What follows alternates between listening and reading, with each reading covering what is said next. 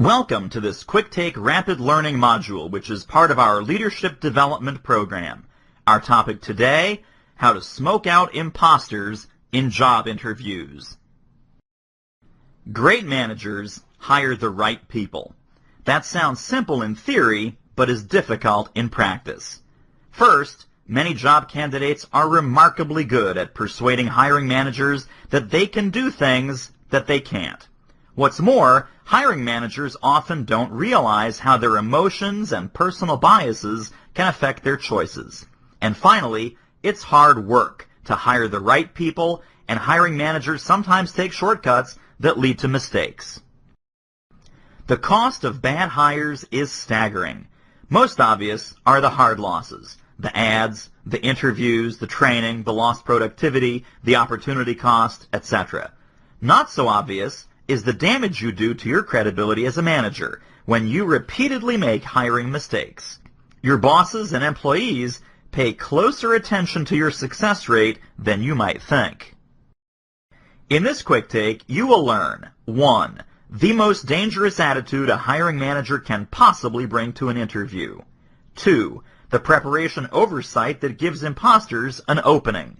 And 3. 2 proven questioning techniques that will expose imposters every time.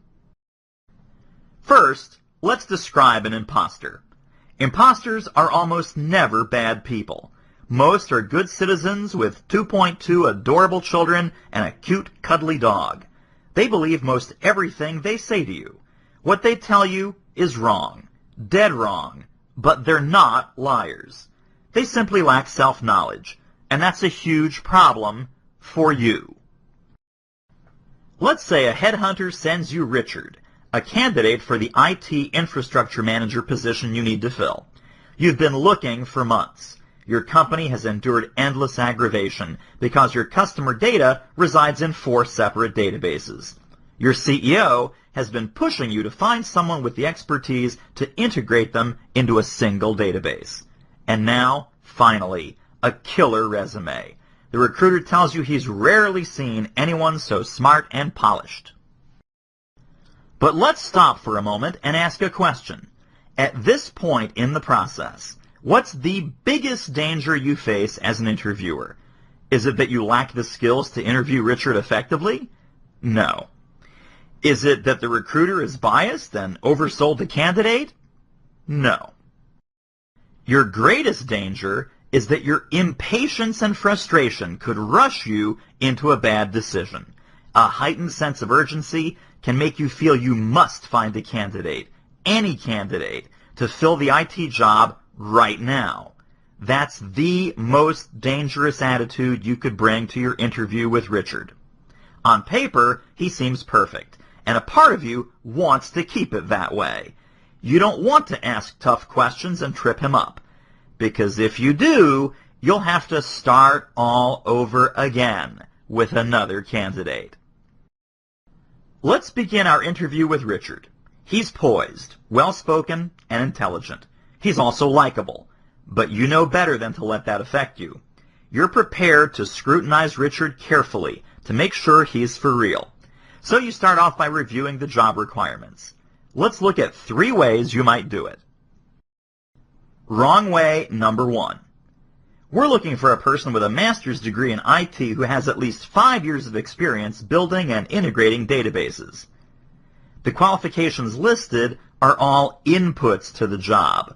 The world is full of people who have the right inputs, but who couldn't do the job. Wrong way number 2. We need someone who can lead our IT infrastructure department. Our ideal candidate has taken leadership training courses and has utilized those skills leading complex data integration projects. Lots of people have leadership skills or believe they've overseen complex data projects, but they may not have a clue how to integrate 4 massive databases. The right way. We need a person who is primarily accountable for successfully planning and executing a project to combine many large databases into one. This describes the outcome that you want: successful integration of your databases. And you're making it clear you don't believe a candidate could pull it off if he or she hadn't been primarily accountable for successfully doing precisely that task in the past.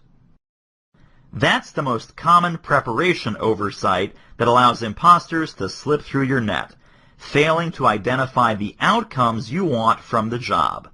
Think about it.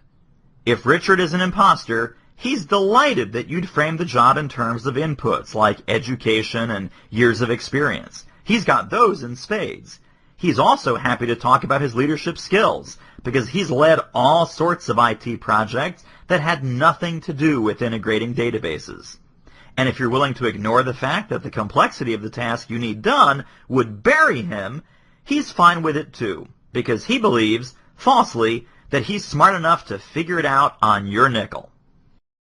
Imposters are perplexed when you carefully prepare a description of the job in terms of outcomes.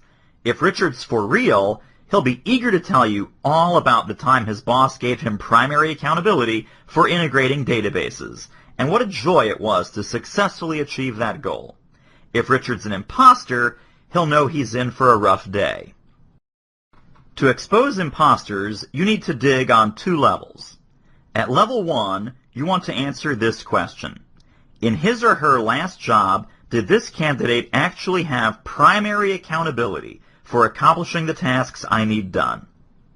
Imposters will often tell you they did when in fact they didn't. Some people who participated on a team that accomplished a goal are capable of leading a similar project, but most are not. For this job, integrating databases, you need to find out whether your candidate has already led a successful integration. To do so, use the accountability drill-down questioning technique, which will get you the result you need with 4 or 5 questions. Let's see how it works. You. Have you led a project to integrate databases? Richard. Yes. When I worked for DataCorp, I worked on a project to consolidate databases for 4 separate product lines into a single database. You. Did you work on the project or lead it? Richard. I had a leadership role. You. Who was your boss at the time? Richard. Al Jenkins. You. Did he work on the project? Richard. Yes. You. So he had primary accountability, right? Richard. Technically, yes. So with 5 probing questions, the interviewer determined that Richard did not lead the project. His boss had primary accountability. Does that mean Richard is toast? Not necessarily. He may be a rare individual who played a leadership role as his boss's point man. He may really understand the staggering complexity of integrating databases. And he may be ready to step into the job you're offering, but you've got more work to do. To find out whether Richard's for real, you go to level 2, where you seek to find out, can this candidate actually do the job? You need to think through carefully what knowledge and skills the job requires, then come up with questions that an imposter will not be able to answer convincingly.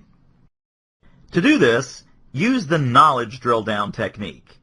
In your interview with Richard, you decide to burrow in on 3 key areas that are critical to integrating data. Here goes. You.